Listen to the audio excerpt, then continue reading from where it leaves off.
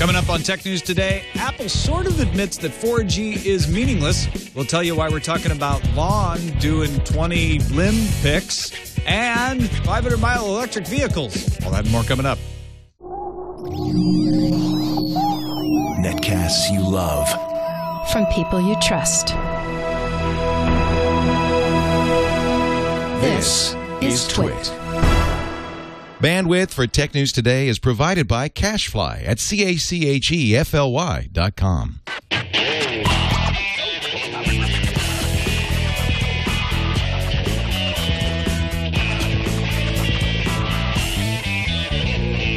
This is Tech News Today for Friday, 4/20. Tech News Today is brought to you by Gazelle, the easy way to sell your iPhone, iPad, iPod, or Android smartphones from your home or office so you can get the latest versions. Get a risk-free quote that's good for 30 days at Gazelle.com. And by Gotomeeting with HD Faces. Meet easily with colleagues even when traveling or working remotely. For your free 30-day trial, visit Gotomeeting.com, promo code TNT. Welcome to Tech News Today. I'm Tom Merritt. I'm Sarah Lane. I'm Iyaz Akhtar. I'm Jason Howell. I'm Denise Howell. Oh, yay! Denise Howell joining us, legal expert from bagandbaggage.com, but also This Week in Law right here on the TWiT network. Thanks for joining us, Denise. It's great to be here. Happy 420. Thank you. Same to you. It's a liquid Friday, 420 for us here at the Brick House, but we're still enjoying it. And we have lots of legal news for you today, Denise. Usually I try to find a story that, fits in with the expertise of our guests. Today I couldn't help it. In fact, it was kind of hard not to make every story in our lineup something about the law. It's crazy. Yep. It's a battlefield out there. It really is. We'll start with something a little easier to explain than some of the others. In Australia, we've been telling you about Apple dealing with a complaint from the Australian Competition and Consumer Commission. Apple said Thursday in Australian federal court that its decision to tout their iPad tablet as 4G was not deceptive, as is their response to the complaint that it was. They say that because the International Telecommunications Union allows you to apply 4G branding, which they're the folks that decide what 4G means, they allow you to apply 4G branding to HSPA Plus networks because, in the ITU's words, it provides a substantial level of improvement in performance with respect to the initial third-generation systems now deployed. Therefore, Apple wrote, the iPad with Wi-Fi plus 4G is a device which performs in accordance with the descriptor 4G in terms of data transfer speed. The descriptor 4G conveys to consumers in Australia that the iPad with Wi-Fi plus 4G will deliver a superior level of service in terms of data transfer speed, and not that the iPad with Wi-Fi plus 4G is compatible with any particular network technology. So in a sense, Apple's saying 4G really doesn't mean much. So you can't sue us for being deceptive when it doesn't mean anything to begin with. Well, and if Australian Competition and Consumer Commission is upset about this, it sounds like they have a bone to pick with the International Telecommunications Union, who's the organization that's defining 4G, which is a very loosely defined term right now. Yeah, the ITU had the chance of defining what 4G meant, and it used to just mean WiMAX and LTE Actually, at a certain speed. LTE Advanced and WiMAX Release 2. Right, and so the thing is, they buckled under a lot of pressure to allow things like HSPA Plus and other things to do this. And in the United States, it's absolutely useless because it just means a fourth-generation network technology. It no longer means what you think it's supposed to mean. It means faster than 4G. Faster than or 3G. 3G, yeah. Sorry. Faster than 4G. I can't 4G. even keep it straight. That's the thing. It's the ITU buckling. If they didn't do this, I mean, it's a pretty good argument. It's like if your standards committee can't put this together, and that's the international one, well, why should we? But on the other side, just to argue the other side of it, if in Australia everyone thinks 4G means LTE through services like Telstra, Denise, isn't that still deceptive since that's sort of the accepted definition? Yeah, it seems to me like what Apple's arguing is at least partially the 3G in Australia is more like the 4G elsewhere in the world. And so we're not deceiving anyone except, the logical end of that sentence is except the Australians. So if this is the easy to explain one, Tom, I think we're all in trouble. I know, right? This is the easiest one of the day. But no, I think you boiled it down, right? It's not about whether it's technically fitting the ITU definition. It's about whether it's actually deceptive to Australians, and I think Apple might have a ways to go to prove that. We'll see. We'll keep an eye on that one as well.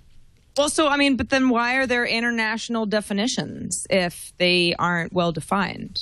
You know, I mean, that's the commission who's setting these rules about what 4G means. So you're introducing logic to this. That might not be applicable to this. I'm not participating in Liquid Friday. That's the problem. Other logic to this, Apple just Too having logical. having a different name for it in Australia. Just call it the iPad Plus. Like, it doesn't. You don't even have to have the 4G at the end of there. It doesn't even matter. Like, just have a redirect. I'm not really sure why there's even an argument. Because they want to have it be called the same thing everywhere and not have to have it actually named worry two about it. different things. Yeah. Well, And then, by the way, this isn't the name of the iPad. It's the market. It's the marketing phrase of the iPad. The iPad is called the new iPad. Like, it's simply just a marketing phrase they don't want to change. They could, but they could. It wouldn't take that much work. It probably costs less than the lawyers. So come on, let's just all be, I don't know, logical and move on. Let's move over to Germany in a widely misinterpreted case. The Hamburg State Court ruled that Google, YouTube's corporate parent, this was a YouTube case, will need to prevent users from reposting flagged copyright material without express consent. Now, that seems pretty similar to what they do here in the United States, but for some reason, the way this decision was stated made many tech outlets misinterpret it to mean that Google was now going to have to look at every single upload to YouTube and decide if it was copyright infringement first, and that they had lost the safe harbor provision. That's not what the court ruled. The court ruled that once a YouTube post has been flagged, the company must use its monitoring software to make sure that further copyright infringement does not occur, which would include live recordings and alternate mixes. So they may be going a little farther and saying, we got to make sure there's no use of this. But all the Hamburg court said was, once somebody says, hey, that is a copyright violation, you not only have to take that file down, but you also have to add it to your filter and make sure that there's no other violations out there. The suit was filed 2 years ago by GEMA, the German royalty agency, and a few other music rights groups who alleged that the video sharing site had infringed on the copyright of, well, originally 10 pieces of music. Only 7 survived into the trial. The German court said that YouTube does not need to conduct proactive searches, okay, but does need to act in a timely manner once the rights holders take action. And that was part of the issue at court as well, was whether YouTube had responded fast enough once they were alerted to these violations. So I saw the other stories first, and I thought this was completely different. It sounded like that Google had to do a lot more proactive stuff, and that variants of a file, let's say a live performance, that would have to be taken down as well, and they would have to do a lot more things and potentially pay royalties. And none of that's the case? No. Well, they might have to pay royalties if they fail to respond. They will have to pay fines for not, in the court's opinion, responding in a timely manner to these. But there is no provision saying they have to filter every single thing uploaded to YouTube. Okay. Sounds clear then. Denise, is this one clearer than the 4G one? Maybe a bit clearer, yeah. It sounds like it's fairly parallel to what Google and YouTube have to do under the DMCA, which is to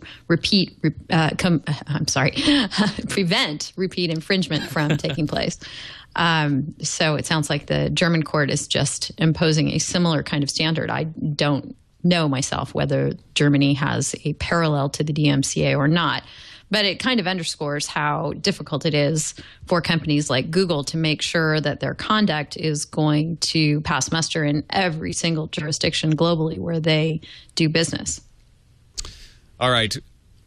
Let's take a break from the legal stories for a second and talk about some Galaxy S leaks. Galaxy S3 leaks. You know how we've been talking about this all secrecy and everything, and Samsung's really protecting this. And apparently, day later, a video of what looks to be the Galaxy S3 is out from a Vietnamese site called Tinte.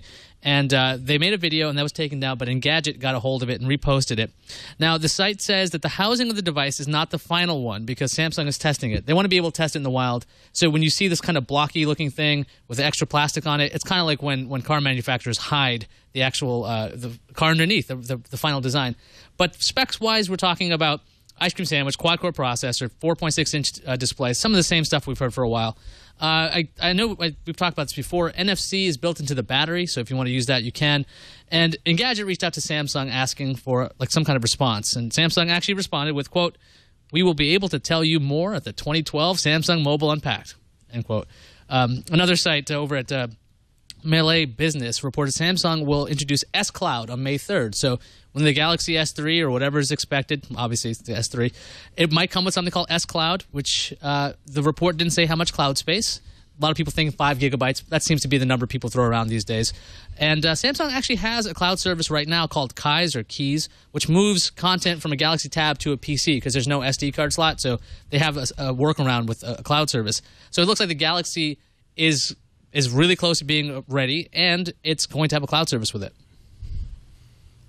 I like this idea of a cloud service, another cloud service, if it's any good. Do we know any details about it? Not really. I mean, they didn't even tell you about the capacity of it. But I mean, you'd figure that with Samsung, they have that. They tried to do that ecosystem thing they tried to do with DLNA. If they can just come up with a way to market the way they move their content around. I've seen enough of their press conferences. Like, we use standards, but by making it something called S Cloud, there's a good chance that something like this will make it more logical to have a Samsung Note and a tablet and this other Galaxy device, and you'll be able to share your stuff a lot easier. So how many gigabytes does Dropbox give you for free? 5. No, it's 2. It's 2 gigabytes. It's just 2 gigabytes, yes. And then we've got Google Drive possibly coming out sometime soon. So I don't know. I guess I hear about all these, we've got a cloud service too type of a thing, and that sounds fine. And I mean, if they can figure out a way to give people 5 gigs for free, that seems pretty generous, and then, charge for more. There's a bit of a revenue stream coming in, but I don't really like the idea of having some sort of a Samsung cloud service where I'm restricted to Samsung devices and or software. I completely agree. That's exactly what I was thinking. There's so many other kind of competitors in that space. And I realize that the hardware manufacturers, they're still in the Android space really trying to differentiate themselves from everyone else. But, when you get down to the nuts and bolts, like any of the other Samsung created things that happen to be injected into their TouchWiz phones aren't necessarily a huge pull, I wouldn't say. Certainly there are fans of those types of things, but by and large, I don't think people are going to pick up a Samsung device just because it comes with 5 gigs of cloud storage. I've got 25 gigs on my Dropbox. It doesn't matter, and I think for a lot of people, if cloud storage means something to them, they probably already have more than what they're going to get with Samsung. And some manufacturers have actually partnered up with like Dropbox or Box.net to give you extra storage. So it doesn't even necessarily mean that the S Cloud might be from Samsung. It could be another partnership. So, I mean, the details are really, really sparse on this thing. Yeah. But it definitely seems like another they have an iCloud, we have an S Cloud. Right. Everybody's got to have a cloud. Yeah. Clouds for all. A question for you, Iyaz. Could any of this have to do with entertainment offerings available on these devices? Could the cloud be more for storage of great big digital movie files and things, a la the Kindle Fire and Amazon? I wouldn't think so. Samsung doesn't. They have that. They do have their own ecosystem, but I don't think they have anything close to like the Play Store. They have movies and things going through that. So I'm just thinking this is probably just a convenient way to sync your stuff. I would not think it's about partnership deals. Mm-hmm. All right, let's take a quick break and thank our sponsor for this show, Gazelle. Gazelle.com, great place to go to get some quick cash to buy new gadgets by getting rid of your old gadgets. As I've been telling you all week, I've been getting rid of gadgets like crazy this summer, and it helps. It gives you a nice little nest egg to build up to apply to those next gadgets. It's really easy, too. All you do, you get your risk-free quote is go to Gazelle.com. With your iPad, your iPod, your Mac, your smartphone, put in what kind of product you have, and then tell it what condition it is, what wires you have, accessories, that sort of thing. Once you've entered all of that information, Gazelle gives you an instant quote that's locked in for 30 days. You got 30 days to get them your gadget. So don't waste any time because the gadgets don't get more expensive over time. They get less expensive used. So you want to go there now, put in that gadget, get that quote locked in, and then very quickly you can send it off to them. They actually pay for shipping. Print out that label, put it on the box, send them your gadget, and very soon you'll have either a check, PayPal, or an Amazon gift card. They actually give you 5% more if you get an Amazon gift card. It's a great way to get cash to put towards those latest devices, and it offers peace of mind, too. You know your gadget's not just going to get thrown in a dump somewhere. It's going to either get properly recycled if they can't sell it, or it'll be resold. And somebody else will get some use out of it. And you won't have to go through the trouble. Gazelle takes care of it. All you need to do is get the cash. So go check it out, Gazelle.com. Remember, just like when you drive a car off the lot, your gadgets lose value over time. So don't waste any time. Go get the best offer right now, Gazelle.com. Get your risk-free quote today. You don't have to accept it, but go see what it's worth. You might have a couple $100 just sitting around in your garage. Gazelle.com, Gazelle.com. We thank them for their support of Tech News Today. All right. Hey, Denise, have you been following this Oracle Google trial? I have been. I mean, high drama in the courtroom here. I know you guys were talking about it earlier today on This Week in Law, and it is a quite complex trial. There's complexities to the legal aspects of it, of course, which you guys cover really well, and there's complexities to the technical aspects of it, which have been hard to wrap our heads around. Stephen Shanklin wrote a great explanation of what's going on in this trial over at cnet.com. I love Shank. He's really good at what he does, and I highly recommend going and reading on that if you're interested in getting the lowdown of everything. I'm going to do my best to sort of summarize it for you here. Also, I recommend Florian Miller's got a great list of journalists tweeting from the courtroom. If you actually want to follow the trial as it carries on, go to twitter.com/FossPatents/Oracle Google Trial Tweets. That's his list there. He's collected all of the journalists that are in the courtroom, letting you know what's going on. But to talk, the biggest questions that Iyaz and I keep bantering back and forth is, how can Java be open source and require a license? And we've done our best to try to explain this, but I really want to try to clear the decks. It's Friday. Let's summarize this trial. We're not going to cover it every day from here on out, but let's give you our best effort here. Java Virtual Machine is the thing that runs Java. Java's programming language is open source. The Java virtual machine is what makes them able to write once, run everywhere. So you have a different virtual machine for your Mac than you do for your Windows machine because it runs natively in that environment, and then it creates what looks like a computer, just like any virtual machine, that executes that open source code. There are pre-written code called class libraries. Those class libraries operate things like Bluetooth, like output to the screen, and you need an API to access them. And that's where the key, you've heard us talk about this, the API is what's at issue here. So the combo of your language, your virtual machine, and those class libraries make something called a runtime environment. Okay? So that runtime environment can be for a desktop, it can be for mobile, and it's the thing that you have to pay and pass a compatibility test if you want to use the Java logo. So if Google wanted to put the Java logo on their phones, they would have to get the Java runtime environment for mobile, the micro environment, or Phone ME, and they would have to pay to pass a compatibility test, and then they could use that Java logo. All right. Open source-wise, what's open source in these runtime environments? Because it's not just the programming language. OpenJDK, which is for the runtime environment for desktops, and Phone ME, which is for mobile devices, are two runtime environments that are issued under the GPL. That means they're open source. You have a free license to use them. Now, OpenJDK, that's the desktop one, made what's called a class path exemption. Because under the GPL, anytime you make a project that incorporates code from the GEL, that project then has to be issued under the GPL, right? So in other words, if you use any part of that OpenJDK in your code, all of a sudden your code's open source. Well, maybe you don't want to do that. So they made an exemption for the desktop version here that meant you could use the class libraries without open sourcing your own project. You could write proprietary software. You wouldn't have to open source your apps to make them run on Java. They did not make that exemption for Phone ME, the mobile version, because they said nobody's going to bundle applications with a platform, and nobody did until Google. Actually, Sun wanted to do that, but they couldn't make it work. This messed with Google because they wanted to allow proprietary code. They wanted people to write Angry Birds and not have to open source Angry Birds. So if the app makers reference the Phone ME APIs, it might require them to open source their code unless Google went and got a license to have that exemption, which was not included in the mobile version. Or as Andy Rubin explained in an email that's been in the court case, August 11, 2007, Sun chose GPL for this exact reason, so that companies would need to come back to them and take a direct license and pay royalties. So Google decided, you know what, we're going to make our own Java. They took the programming language Java, which was open source. They took the API syntax, which allowed them to access the class libraries, and they created their own virtual machine called Dalvik. They took the class libraries for APIs from an open source project called Harmony, so they weren't violating Sun's license there.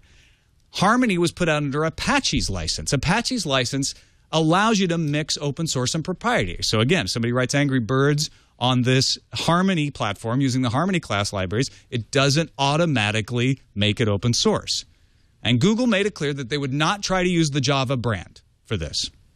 Here's what Oracle's arguing in court. They say Google damaged Java by not taking a license and thereby creating their own Java, which forks Java, and that damages their promise with Java that you can write once, run anywhere, because all of a sudden there's this variant out there that's the Google variant. To back this up, they assert that Google violated patents and copyright. 2 patents in the case, and the APIs that they say are under copyright. And as evidence, they say that Google has copied actual source code in a function called range check. That's that 9 lines of code you've heard us talking about. Oracle argues the APIs are not just gateways to those class libraries, but works in and of themselves. And because some of the APIs are used as well, think about 32 lines of APIs, those are a copyright violation. Google argues its libraries are clean room. They did not reference the original code. If they look like the original code, that's just happenstance because it's good coding practice. And they say, besides, you can't copyright an API, and also your patents are probably invalid. So if Google actually did a clean room implementation of this, and they didn't actually have knowledge or they're not copying stuff down, then they would be allowed to say, look, we might have similar things, but this is not a forking entirely, or this is not a forking at all. This just happens to have some weird coincidental elements. That way, they would be completely fine. That's the thing about the whole clean room, because every time you see this in the articles, you're like, what's a clean room implementation? It's not actually having knowledge of what's going on.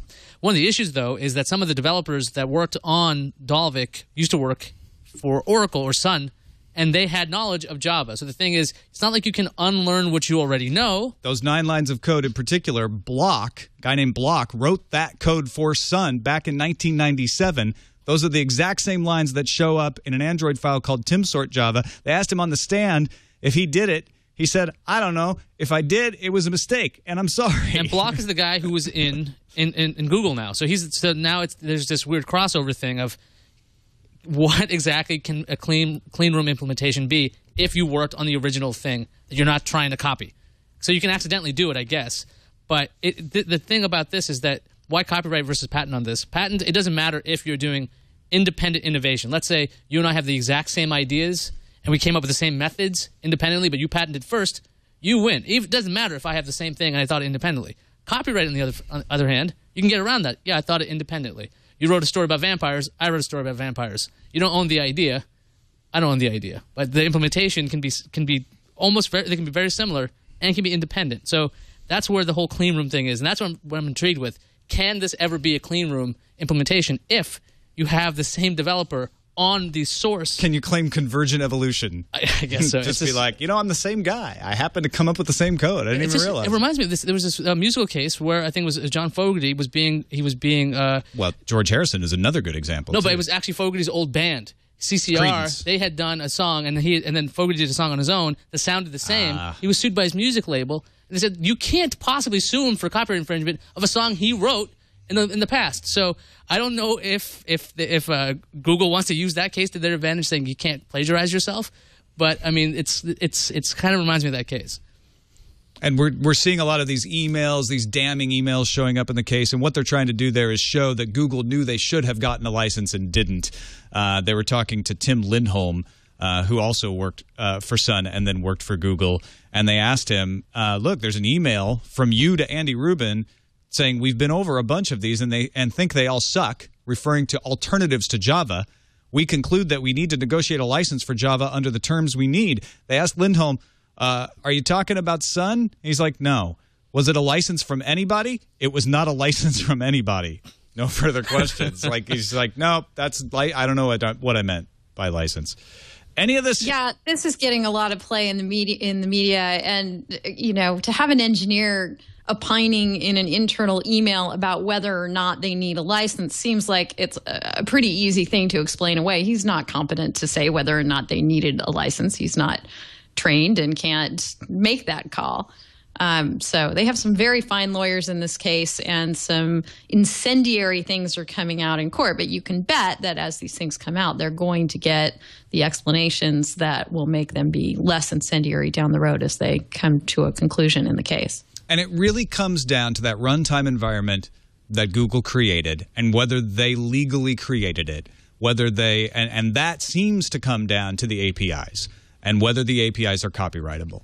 And that's what we've been talking about all week. So we're not ending up with any different conclusion that we have been looking at this case, but hopefully you've got a little better understanding of it. Meanwhile, we can go to a story that I have no understanding of why it exists, but it does exist, and that's the fact that I have to say, limb pics, if I want to talk about some athletic contests that might happen in the season that's hot. Sarah? Well, Tom, you have to say that because you haven't paid to be an official sponsor at this year's Olympic Games. Now, have you? Whoa! Don't say those words. All right, listen. The Voldemort All right, everyone, games. hold your horses. We're just talking about what's going on here. So, London Olympic Games are coming up. 2012 happening, starting at end of June, beginning of July.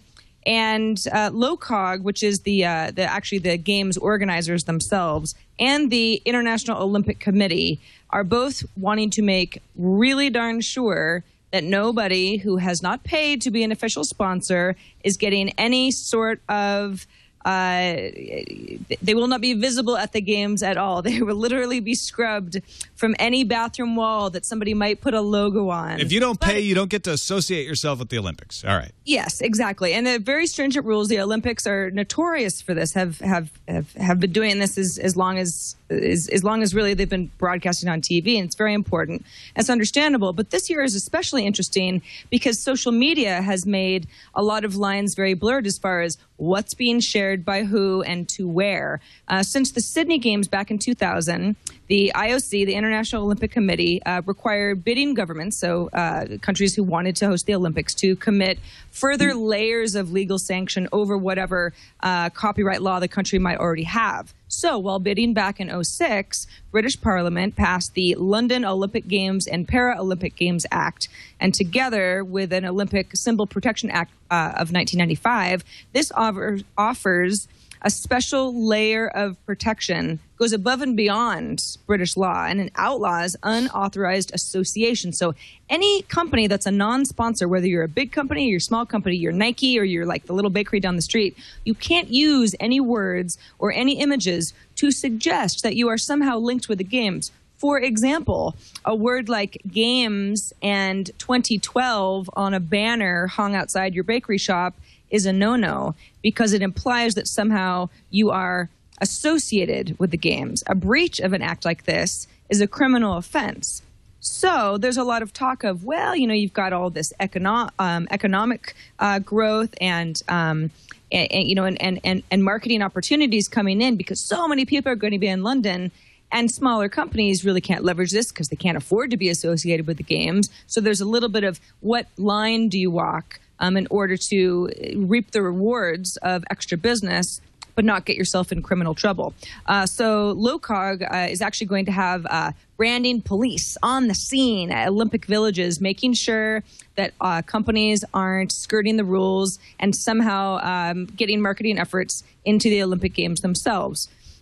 There's some kind of funny examples of what LOCOG calls ambush marketing. They're worried about this. This is when businesses creatively get around branding rules, but sort of subliminally end up getting their branding through. For example, at the 2010 World Cup, which has they also have bespoke branding legislation that's sort of similar to how the Olympic Games are going about it. 36 female Dutch fans were thrown out of a match for wearing identical orange dresses.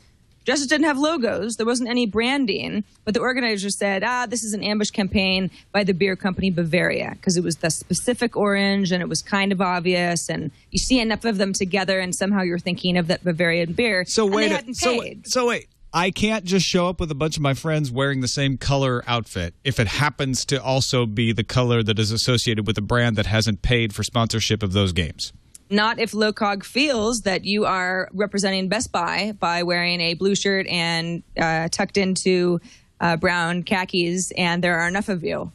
And somehow it seems like you must be some sort of a ambush street team for Best Buy. There are a couple examples of Locog saying, listen, no, there's something about this. It just doesn't feel right.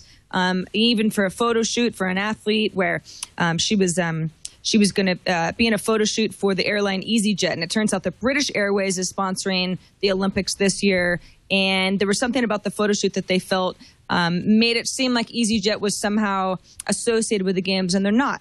All right, so that's some of this is like, well, it's pretty stringent rules, but those are the rules. But it gets into some gray areas when you think of, okay, well, let's say I'm a fan, I'm a ticket holder, I've paid to get to the Olympics, and I take pictures and I upload them to Facebook. I'm going to put them on Instagram. I'm going to put them on Facebook. I'm going to share them with my friends. I'm going to put them on Twitter. I'm going to twit pick them, right? That you can't stop me. I'm not a sponsor, right?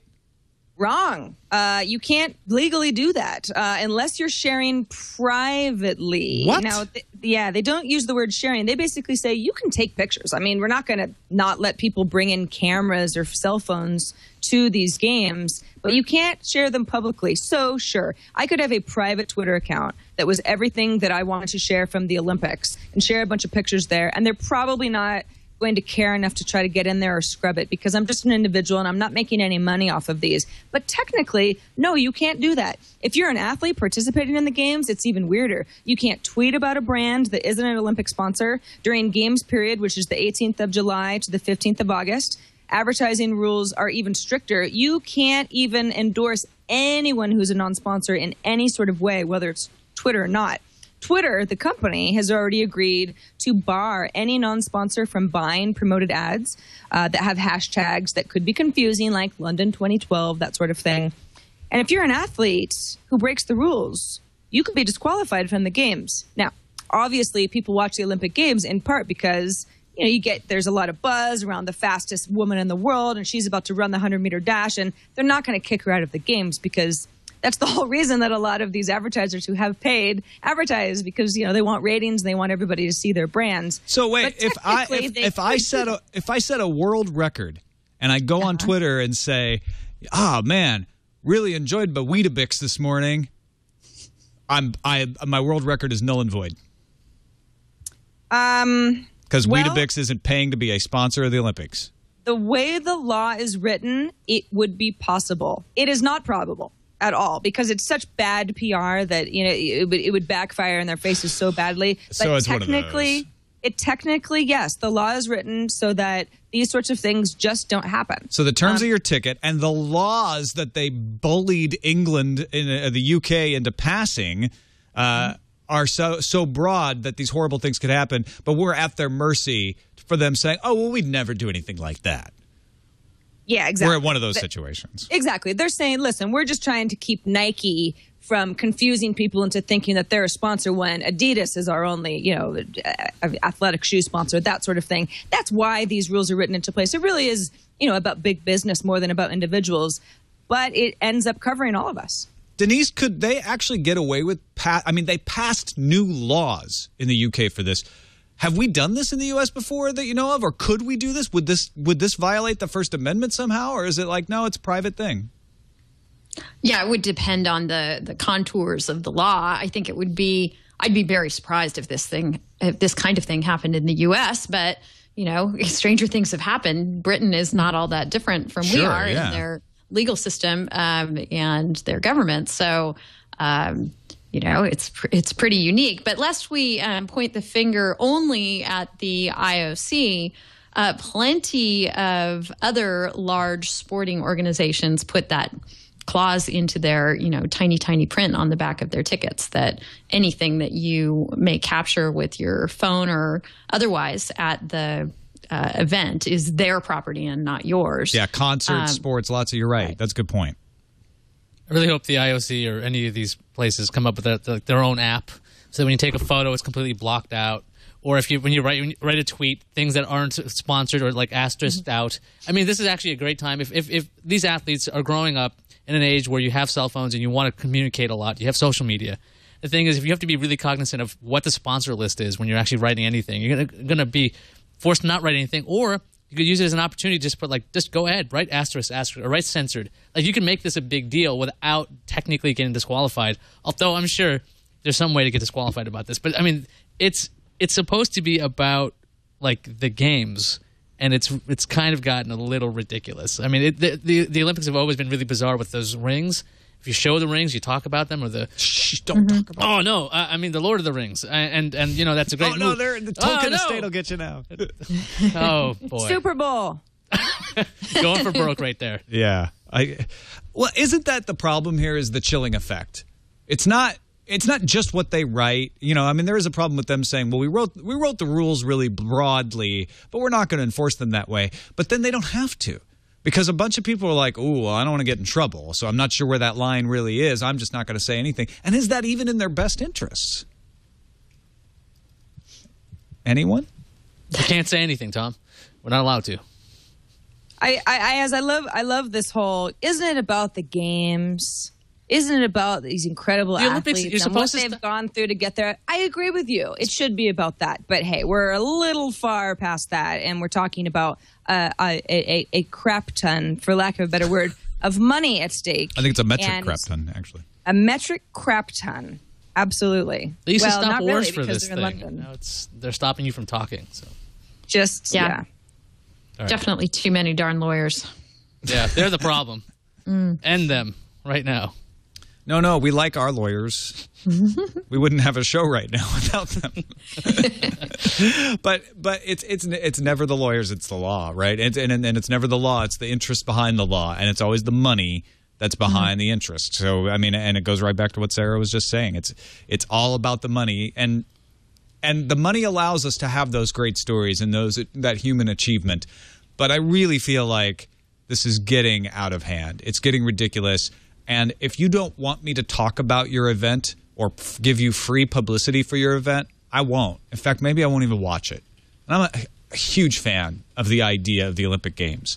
But if this is the way it's going to be, and if I'm going to be worried that somehow I might accidentally take a picture of my TV with an Olympic runner on it and get in trouble on Twitter, if I even have to think about that, forget it. It's not worth it.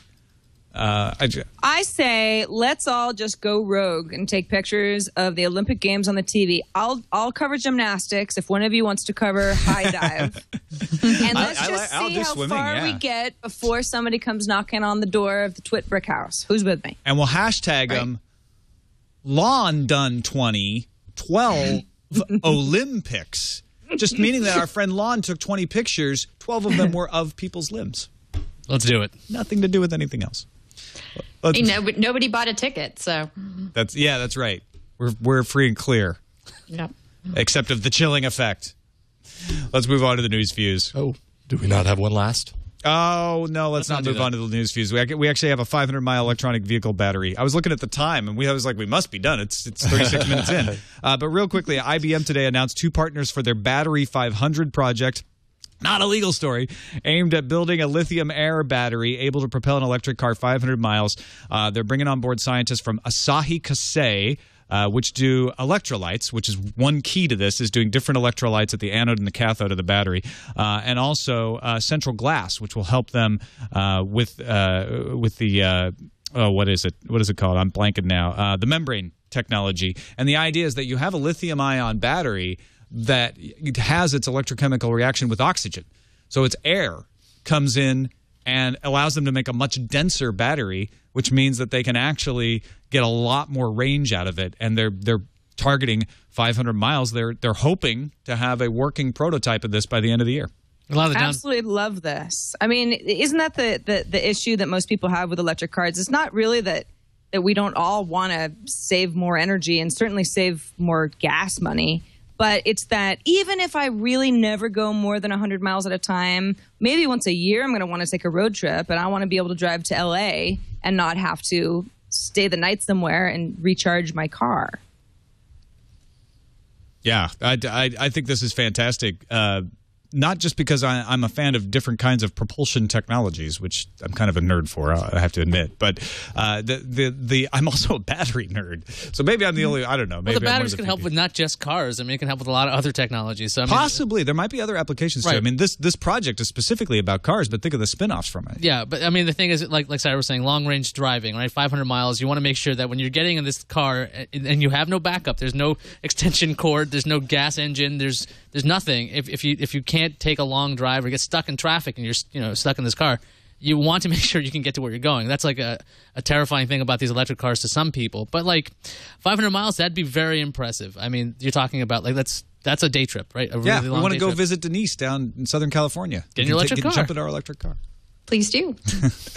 All right, now we can get to the news feeds. More Australian legal news for you. Over in Australia, the High Court ruled that ISPs do not have a duty to act on copyright infringement notices they receive from rights holders. Wait, this is the opposite of what we were talking about in Germany earlier. It was a unanimous decision. It also means that internet users will not be disconnected for piracy without a court order. The case started in 2010 and centered around ISP iiNet refusing to cut off its users after receiving notices from content companies. The studios lost in that court and appealed twice and lost each time. The antitrust case against Pixar, Lucasfilm, Intel, Intuit, Google, Adobe, and Apple will continue. The companies are charged with setting up deals between themselves to not poach employees from each other without talking to the current employer first. The companies asked the suit to be thrown out, but the California District Court found that it is reasonable to infer that such significant policies would have to be approved at the highest levels. I feel like stretching my legs. I'm going to take a walk to the rumor mill. It's a hard walk, actually, right by the car. It's a van. Why didn't you take the van? Well, I wanted to stretch my legs, of course. Now, according to Digitimes, the next iPhone, yeah, that's right, another iPhone rumor, will be thinner because it will have in-cell touch panels by Sharp and Toshiba Mobile Display. That means there won't be a layer on top of the screen to register inputs. So Apple's looking to make its next phone thinner and lighter. That doesn't sound like them at all. No. But they will make it resolutionary. First noticed by nconnected.com is a new job posting from Microsoft that admits to the world that Skype is coming to the Xbox. The job listing says it's looking for a software engineer to be a part of the Skype Xbox engineering team in London in 2012. Microsoft says it wants a person who loves software and has a passion for writing code. If that's you, hey, look, job, waiting, London. It's going to be busy there this summer. Brazilian blog Ztop is reporting that the first smartphone running on Mozilla's Boot to Gecko OS will be unleashed to the world in late 2012. The device will first be available in Brazil on the Telefônica Vivo mobile network. No hardware partners were mentioned in the post, so we'll just have to speculate.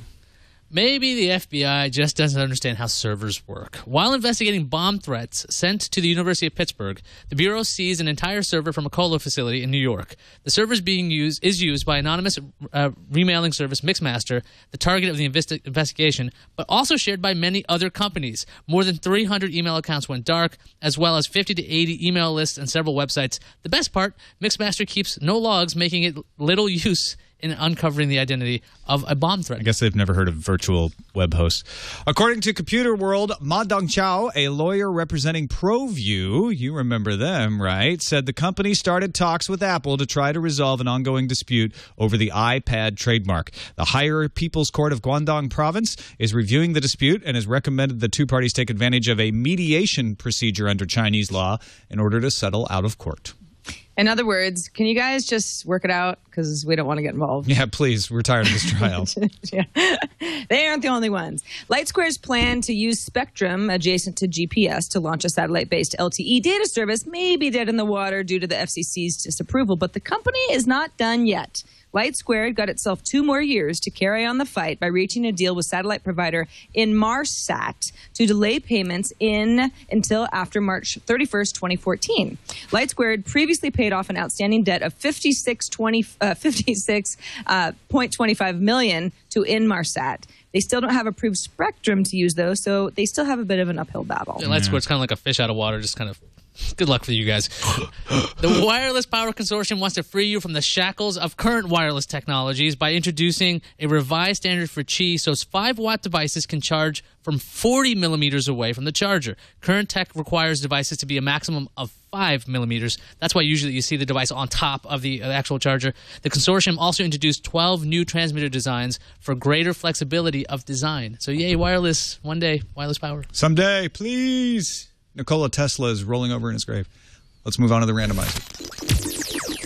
Nikola. Hey, Denise, have you ever played Frogger? A very long time ago, but yes. And have you ever tried to cross Fifth Avenue in New York City? Probably less recently than I've played Frogger. But have you ever associated those two in your head somehow? Of course. Yeah, Yes. yeah, absolutely, right? Well, Tyler D'Angelo's got a new take on the Frogger video game in order to take part in an art project in New York. What they did was install a webcam at Fifth Avenue, then created code to translate the footage in that data into data that creates cars in Frogger.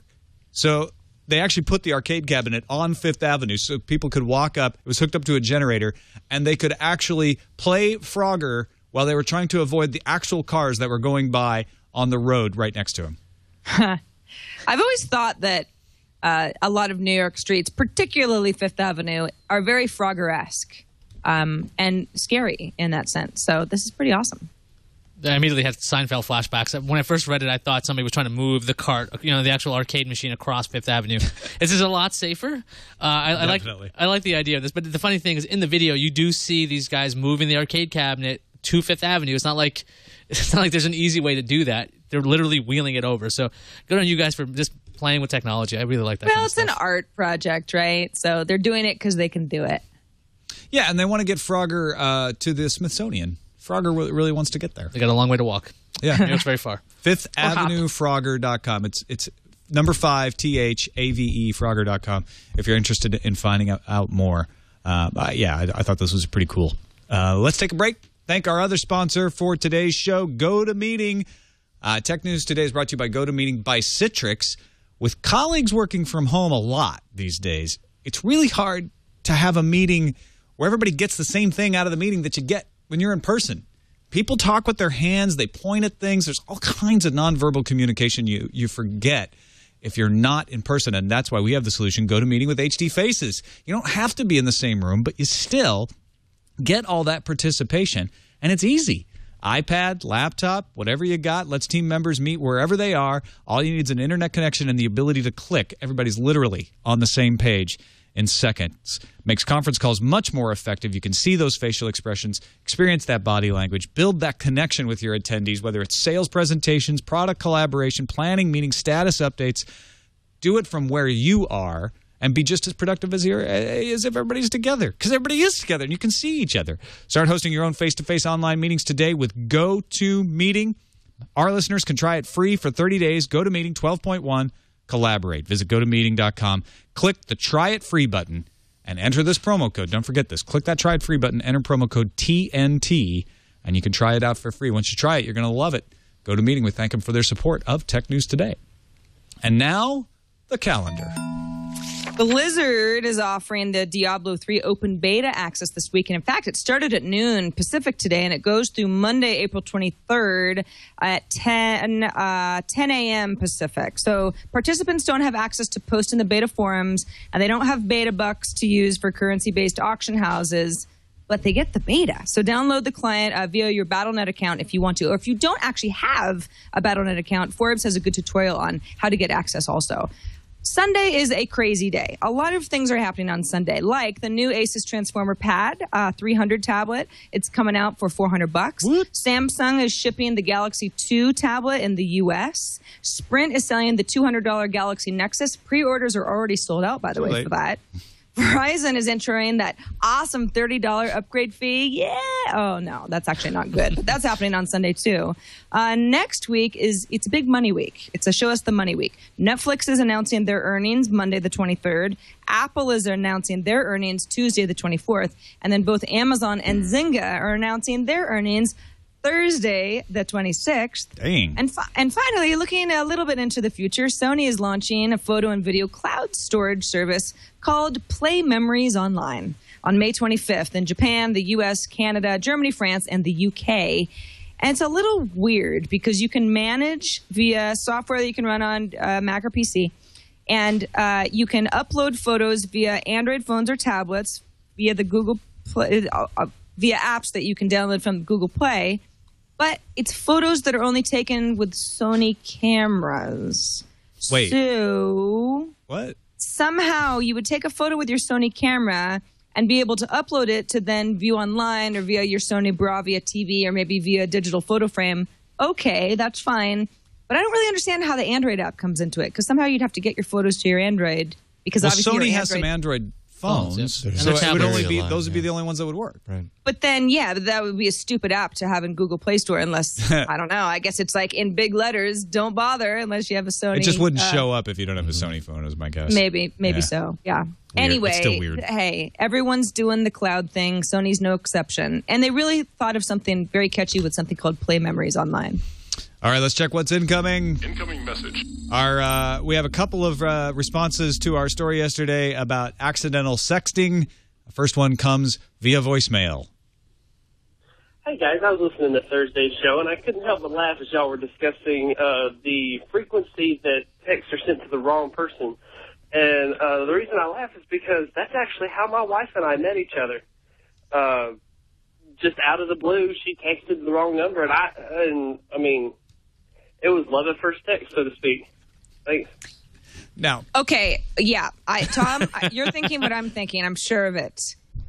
Was it an accidental text with a T or a sext with an S? because the story yesterday, Denise, if you missed it, was that, what was it, some percentage, I can't remember the exact 10%. percentage. 10% of all sexts go to the wrong person. We're going to assume it was just a non-sexy text that led to these folks meeting. Also, we had Shannon write in and say, I was listening to you talk about the frequency of people sending sexts to the wrong person, and I had to cringe. My husband and his father have the same name. Gross. My husband is not even a junior. They just chose not to give him that suffix. Every time I send my husband a text or an email that's the least bit risque, I'm terrified that I'll accidentally send it to my father-in-law. I've never done it, but I can imagine the embarrassment. Wow, me too. Maybe Iyaz, I think you had a good tip. Yeah, do yourself a favor in the contact list. Don't bother with the senior thing. Give your husband a pet name or give your father-in-law a different name and just make sure that they're really far apart. You know what works? Father-in-law. Brackets. Ooh. Or an asterisk. Nice. Put them at the top of the list or the bottom of the list and save yourself all kinds of embarrassment because Good tips. not something you want to do. Yeah, and do the risque stuff in person. No need Another- to make a digital record of that. Another really good tip. Got another email from Karan Deshmukh in Maharashtra, India, who says, hey, TNT crew, I think the Lava Zolo 900 isn't going to make a very big splash in the Indian market sales-wise. I say that because almost all Indian consumers associate the brand Lava with really affordable, albeit extremely low-quality feature phones. Lava doesn't have enough brand recognition in the high-end sector of the Indian mobile market, which is dominated by established players like Samsung, HTC, and yes, Apple. I'd be really surprised if Lava manages to create a credible brand image and beat the established bigwigs all in one go. Although I am stoked about Intel joining the mobile CPU bandwagon. I love getting on-the-scene emails like this. Thank you so much, Karan, for letting us know what's going on in India. So because I'm not familiar at all with the Lava brand, so it's good to know that, and it makes me less. I don't know, less. I mean, it doesn't mean just because a brand is associated with Sure. cheaper, but kind of flimsier quality stuff that they can't turn it around. Sure. I mean, think that Hyundai or Sony. Samsung, even or was a Sony. joke. Yeah. Yeah. Sony used to be cheap transistor radios in the 50s. Sure. So now Yeah, we could think of a lot of examples. I mean, even Honda, Yeah. back in its early days. Datsun. But it's They changed their name. yeah, Nissan. They mean Nissan. But yeah, it's a good point that they definitely have their work cut out for them. All right. Well, that is it for this show. Thanks, everybody, for joining us. Thanks, everybody, for submitting to our subreddit, technewstoday.reddit.com, the place to go to let us know what kinds of stuff you'd like us to talk about. That Olympics 2012 story, top of the list today. Thanks to everybody who votes things up or down in there and submits those stories, helps us to decide what to put on the show each day. And Denise, Howell, always an absolute pleasure to have you along, sharing your insights with us. Let folks know where they can find what you do online. Well, of course, I host the show This Week in Law, which we record earlier in the day on Fridays at 11 right here on the TWiT network. And this weekend, you can find me in front of my Xbox probably because I'm going to go out and see if the Kinect Star Wars game has arrived yet. Very cool. Checking that out. Absolutely. Should we look for you on Xbox Live? No. No. Not willing to put that gamer tag out there. I don't blame you. I don't do it either. Yeah. Although people could probably guess mine. Hey, thank you for watching and listening. You can find us on the web, on demand, all the time. twit.tv/TNT. You can email us. Our email address is tnt@twit.tv. And you can give us a call. Our phone number is 260-TNT-SHOW. We will be back Monday with an all-new show and Dana Wollman from Engadget. See you then.